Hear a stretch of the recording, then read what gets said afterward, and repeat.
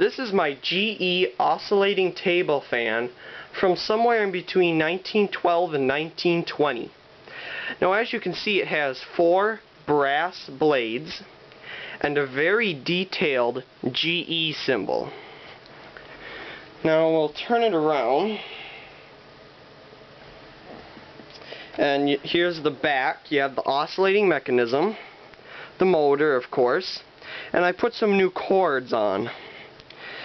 You have this knob, which can turn the handle, and then you have this knob, which can bend it up or down, but I just leave it at straight.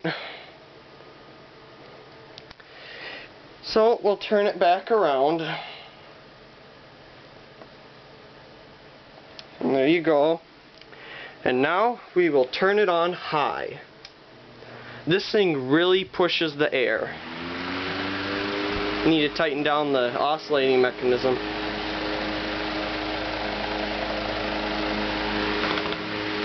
It was making some noise there. And then medium and low. There's not much difference in between medium and low. They're kind of like the same air being pushed out. And then off. And that is my GE oscillating table fan.